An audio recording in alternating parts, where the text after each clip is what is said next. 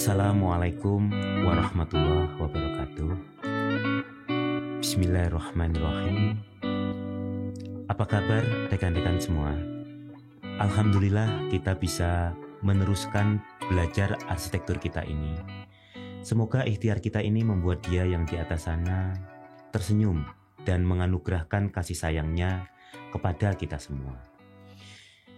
Rekan-rekan sekalian, setelah belajar tentang apa itu arsitektur dan kemudian siapa itu arsitek, bagaimana karakter profesinya, kali ini kita akan melanjutkan belajar terkait hal yang sangat berhubungan dengan profesi arsitek, yaitu etika profesi arsitek. Rekan-rekan, banyak kalangan menyebut bahwa etika profesi merupakan jantung dari sebuah profesi itu sendiri. Karena itu, pembahasan kita kali ini sangat penting untuk pemahaman kita terkait arsitek dan arsitektur. Di samping penting, bahasan terkait ini ternyata juga kompleks dan luas sekali. Saya mencoba membuka kembali berbagai referensi terkait ini. Ternyata ada ribuan buku yang bisa kita baca dan pelajari. Karena itu saya berencana membuat pembahasan terkait etika profesi arsitek ini sedikit lebih dibandingkan bahasan sebelumnya. Karenanya kita akan buat dalam 5 sesi tayangan insya Allah. Yang pertama, yaitu tayangan ini, kita akan coba lihat kedudukan etika dalam tatanan nilai.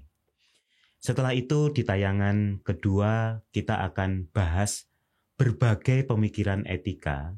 Kemudian yang ketiga kita akan bahas hubungan etika dan agama. Karena dua hal ini sangat terkait erat. Berikutnya yang keempat kita akan bahas implementasi dari etika profesi arsitek yaitu kode etik arsitek. Dan yang terakhir kita akan bahas bagaimana strategi pelaksanaan kode etik arsitek dalam tayangan yang berjudul Pasca Kode Etik. Rekan-rekan jangan khawatir, saya akan berusaha menerangkan masing-masing secara ringkas, tidak terlalu dalam, untuk bahan kita semua kaji lebih lanjut nantinya insya Allah. Baik, mari kita mulai. Rekan-rekan sekalian, ketika hendak masuk ke dunia profesi arsitek, kita sering mendengar istilah kode etik arsitek. Ketika hendak masuk menjadi anggota IAI, kita juga diwajibkan untuk mengikuti penataran kode etik arsitek.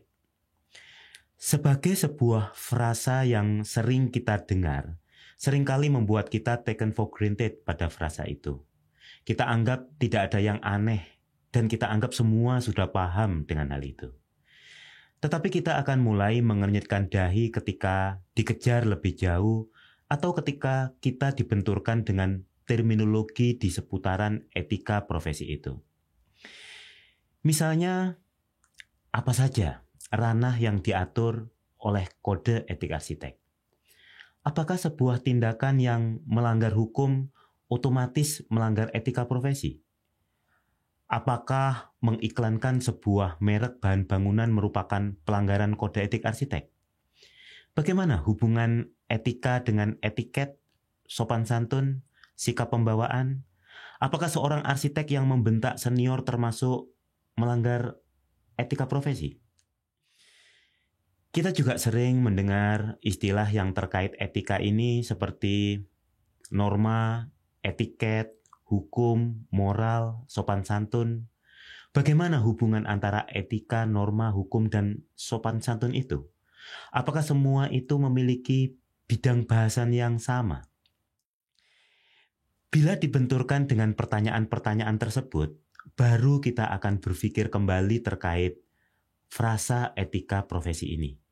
Bahwa ternyata ada beberapa bagian darinya yang perlu diperjelas, sehingga kita dapat memiliki pemahaman yang lebih baik, dan syukur-syukur hal itu dapat membuat kita dapat selalu menjaga tingkah laku kita sebagai arsitek. Bila memang demikian, kemudian kita perlu memetakan di mana posisi etika dalam kaitan dengan nilai, moral, hukum, norma, dan etiket. Deretan kata-kata ini kan sering kita sebut yang rasa-rasanya memiliki tautan dengan etika. Memperjelas peta atau skema konsep-konsep ini akan membantu kita memahami apa dan bagaimana etika profesi arsitek.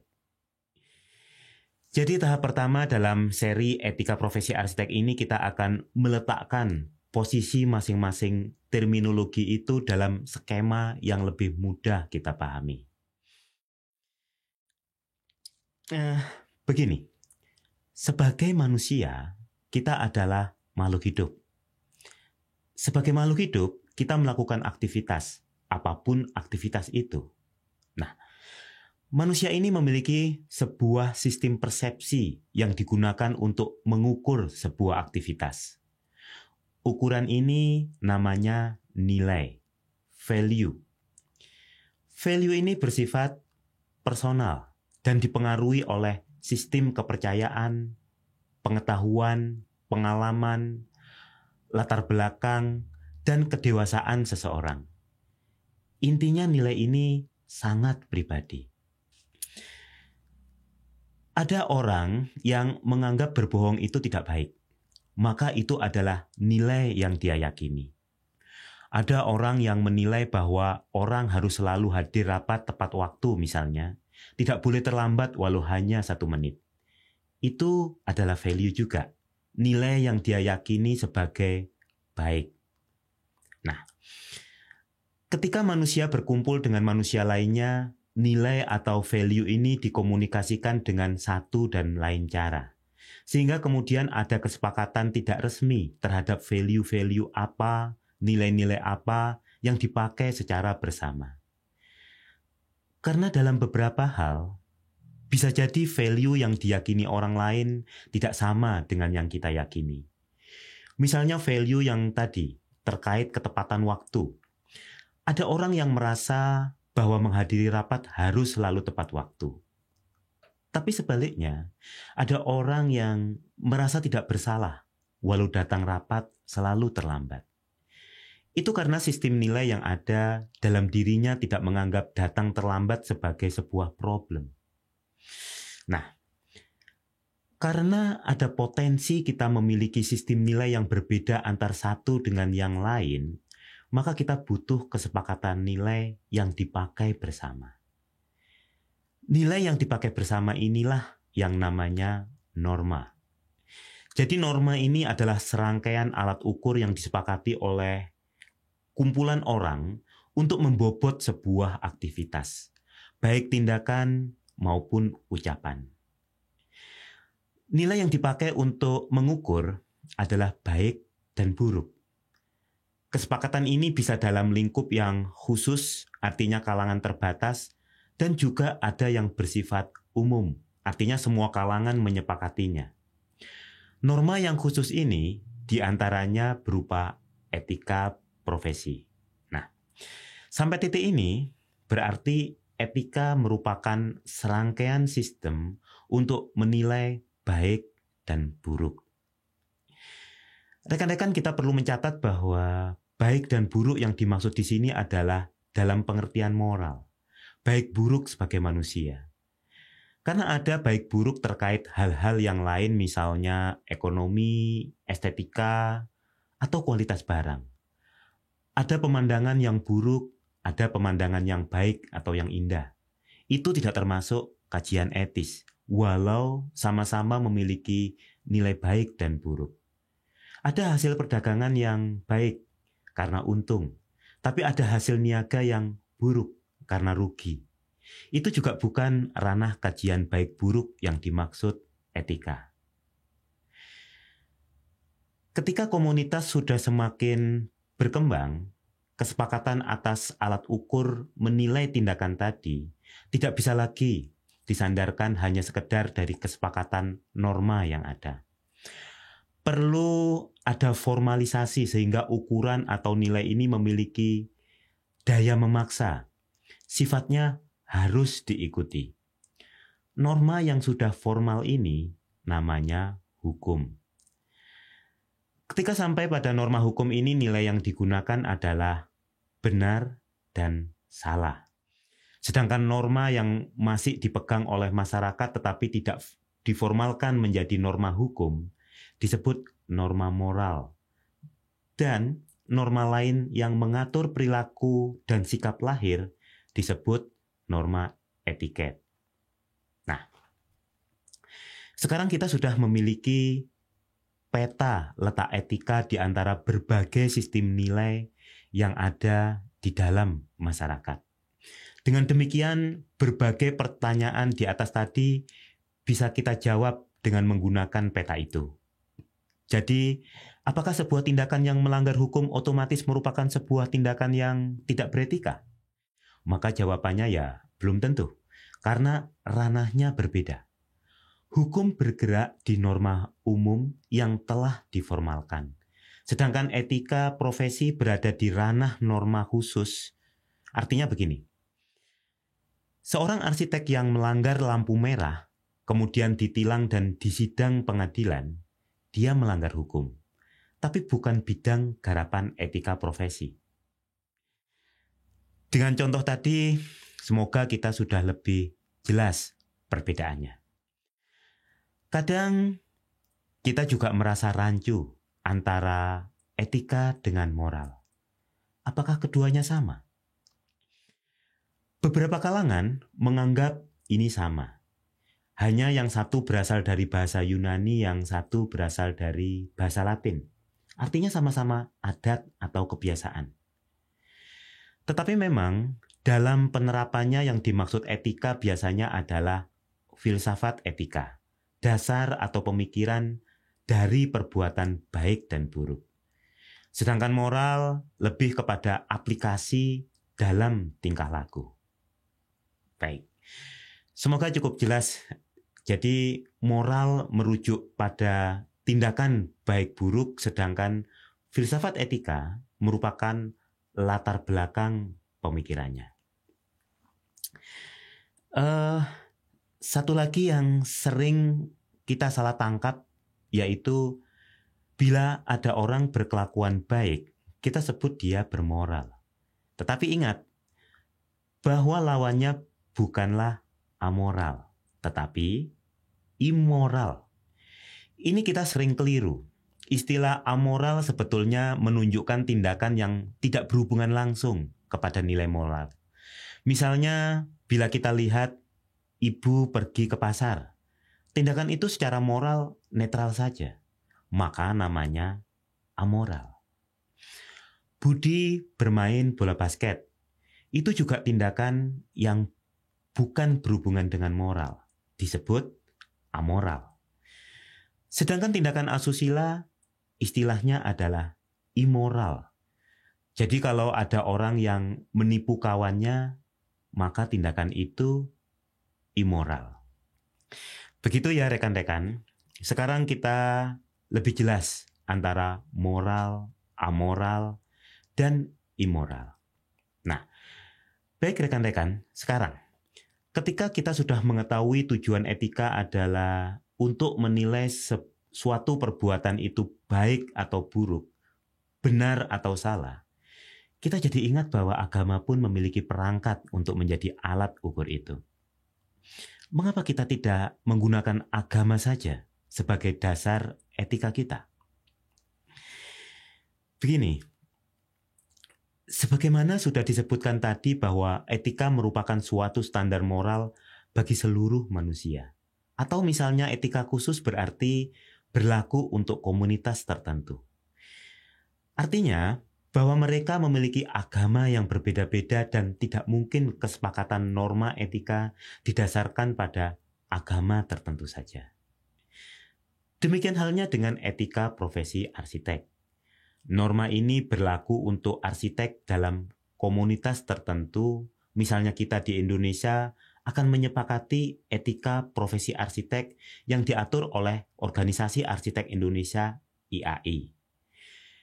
Di level dunia, kita memiliki panduan kode etik arsitek dunia yang diwadahi oleh Organisasi Arsitek Dunia UIA. Tentu saja, baik IAI maupun UIA adalah organisasi dengan beragam pemeluk agama di dalamnya. Atau bahkan mungkin ada yang tidak beragama. Karena itu standar etika profesi arsitek tidak bisa menggunakan agama. Maka kita memerlukan kesepakatan nilai-nilai dasar apa yang kita gunakan untuk menyepakati etika profesi arsitek ini. Dan untuk itu, untuk menuju ke sana, kita perlu sedikit mundur ke belakang untuk menelaah dasar pemikiran etika, yaitu filsafat etika, dan kemudian mencoba memilah mana yang tepat untuk diterapkan di Indonesia. Terminologi berikutnya yang perlu kita perjelas adalah perbedaan antara etika profesi dan kode etik profesi arsitek. Apakah ini memiliki pengertian yang sama? Rekan-rekan, secara mudahnya jawabannya adalah ya. Kita berpikir tentang hal yang sama. Hanya saja ketika disebut kode etik, artinya wacana etika arsitek ini sudah disepakati sebuah entitas dan ditetapkan dalam butir-butir yang mengikat setiap anggota entitas tersebut. Sedangkan bila disebut etika profesi arsitek, dia masih berupa pemikiran atau dasar pemikiran yang sifatnya lebih luas, filsafat, lebih ke arah metafisika. Sekarang, mengapa etika profesi arsitek ini penting bagi kita arsitek, atau bahkan bila lebih luas, mengapa etika ini penting bagi kita sebagai manusia? Pertama adalah karena kita makhluk sosial. Kita hidup bersama. Sehingga kita perlu menyepakati nilai-nilai yang kita gunakan sebagai dasar hidup bersama. Mengapa? Agar tercipta ketertiban sosial. Kalau di komunitas kita sebagai arsitek, berarti agar tercipta pranata arsitek yang baik untuk hubungan sesama arsitek, bagaimana kita berhubungan dengan klien, dan juga bagaimana hubungan kita dengan masyarakat serta alam semesta. Dan kalau Anda berkenan lebih jauh lagi, juga hubungan kita dengan Tuhan, pencipta semua dan segala keseluruhan ini. Alasan kedua mengapa kita memerlukan etika profesi arsitek adalah karena kita selalu menghadapi dilema moral. Adanya kesepakatan etika profesi dapat menjadi tuntunan kita bila sedang menghadapi dilema moral tersebut. Katakanlah misalnya suatu saat Anda dihubungi klien untuk merancang rumahnya. Negosiasi, deal, Anda dikontrak. Di tengah proses perancangan, Anda tahu bahwa ternyata sebelumnya klien Anda sudah meminta jasa arsitek lain, dan di tengah jalan mereka berselisih dan arsitek sebelumnya itu diberhentikan sebelum menerima hak honorariumnya. Nah, bagaimana Anda harus bersikap terkait kesejawatan sesama arsitek?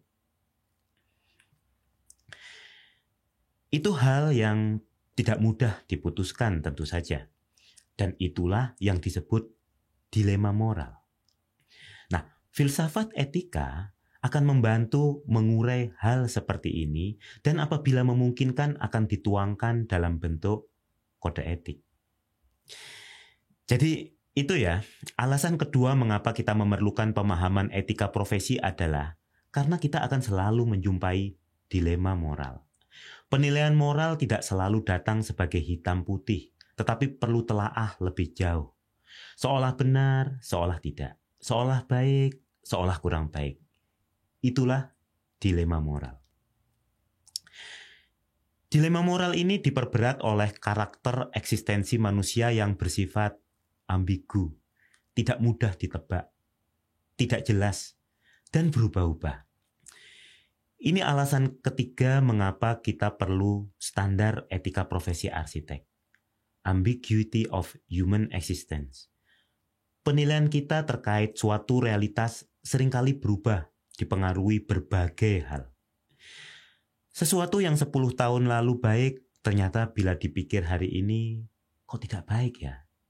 Ketika kita diajari teori etika utilitarian, bahwa yang baik itu yang memiliki manfaat bagi orang banyak, kita manggut-manggut dan mengamini pandangan tersebut.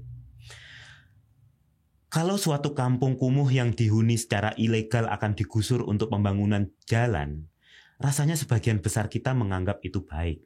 Kita menyetujuinya karena pembangunan jalan bermanfaat untuk kepentingan yang lebih besar. Maka kita setujui pembangunan jalan itu. Itu disebut etika utilitarian, asas kemanfaatan yang dikedepankan.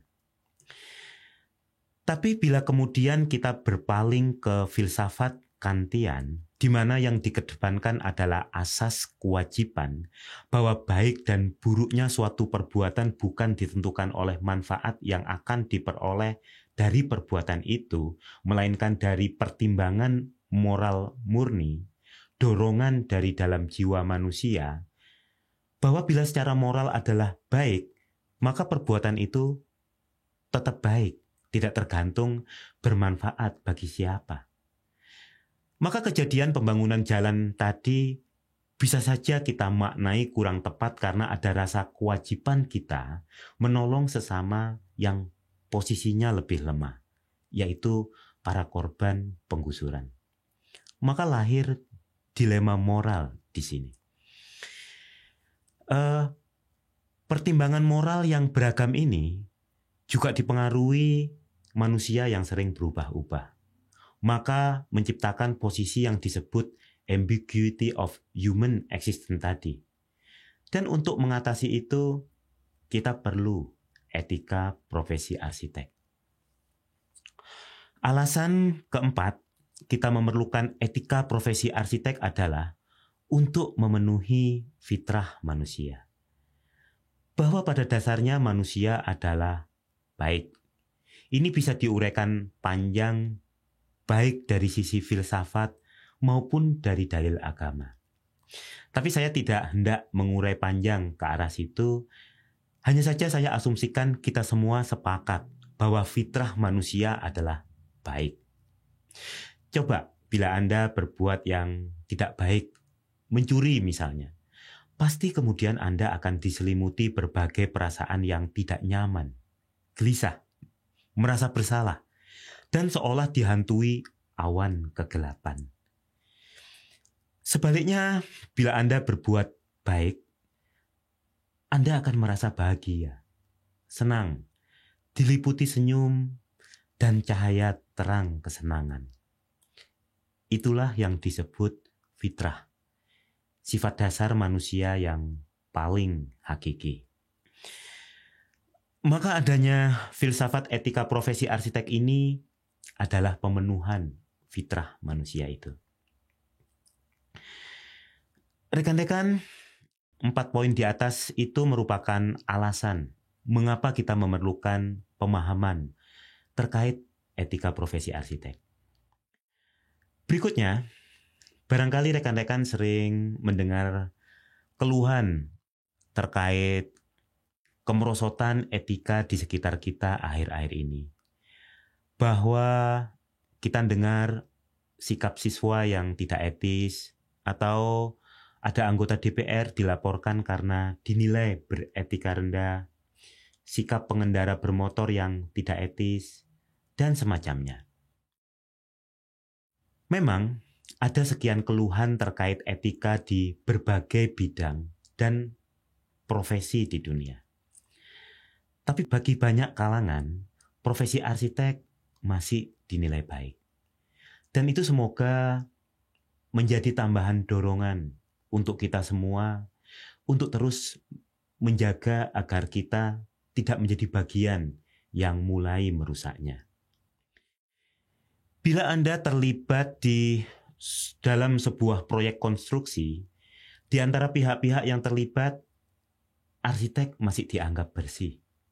Coba deh perhatikan. Pengalaman saya selama berkarya membuktikan hal tersebut. Ada sekian stereotip untuk pihak-pihak lain yang suka mengganti spesifikasi material untuk mendapatkan keuntungan pribadi. Ada yang main mata untuk menyetujui kualitas pekerjaan yang sesungguhnya tidak layak. Ada yang mengatur proses pengadaan karena janji akan mendapat bagian keuntungan, dan seterusnya. Tapi arsitek dianggap pihak yang idealis dan tidak terlibat dalam sengkarut proyek seperti yang saya sebutkan itu. Mereka dianggap setengah seniman yang seolah tidak mau uang, yang dengan demikian sebenarnya menyelamatkan. Dalam tayangan sebelumnya saya pernah menyitir Robert Osborne yang bilang bahwa with architect, you have an image of someone about approach and not the image the way lawyer and judge and even doctor have been. Pandangan yang demikian positif ini tentu bukan sekedar kualitas hasil rancangan, tetapi karena nilai moralnya. Pandangan orang terhadap arsitek. Robert Osborne menerangkan, there are very few professions that still have a ring of heroism about them, and architecture is one of the few that does. If an architect is portrayed going off the deep end, it's always because they are so committed to what they are doing, and that's an honorable thing. And it's one of the last manly profession. Dengan pandangan umum terhadap profesi arsitek yang masih bagus, artinya kita hanya perlu mempertahankan dan selalu berusaha berbuat lebih baik sebesar-besarnya, sebisa-bisanya. Tapi perlu dicatat bahwa sesungguhnya usaha tersebut bukanlah dalam rangka mendapat persepsi baik dari orang. Menjadi tidak baik lagi bila usaha kita berbuat baik hanya untuk pencitraan seperti itu. Kita melakukan kebaikan karena kita memang harus berbuat itu. Perkara nanti memiliki efek persepsi orang menjadi baik, itu hanya dampak saja dan bukan tujuan dari tindakan. Nah, rekan-rekan, jadi kita tadi sudah memetakan pemahaman dasar kita terkait etika profesi dalam konstelasi konsepsi moral, nilai, norma, hukum, dan sekitarnya. Kita juga sudah berusaha menggali mengapa kita sebagai arsitek perlu mengamalkan etika dalam berprofesi. Berikutnya, kita akan mengkaji lebih jauh lagi seperti apa etika profesi arsitek yang seharusnya kita jadikan pedoman profesi. Dan untuk itu kita perlu melihat bagaimana perkembangan pemikiran etika yang ada di dunia sejauh ini. Mengapa? Tadi kita sudah sebutkan bahwa untuk memahami lebih baik terkait etika profesi arsitek, kita perlu mundur ke belakang untuk memeriksa bagaimana pemikiran manusia tentang etika dari zaman lampau sampai saat ini. Dengan demikian kita tidak memulai dari nol, tetapi dapat memakai pemikiran dari pendahulu kita itu sebagai pijakan untuk merumuskan etika profesi arsitek pada masa kita ini. Nah, hal itu semuanya akan kita bahas di dalam tayangan berikutnya, insya Allah. Baik rekan-rekan, untuk sementara demikian belajar kita untuk sesi ini. Insya Allah kita akan lanjutkan di sesi berikutnya. Semoga kesempatan belajar ini dapat bermanfaat bagi kita semua. Dan jangan lupa sampaikan salam saya untuk orang-orang terkasih Anda. Demikian, wassalamualaikum warahmatullahi wabarakatuh.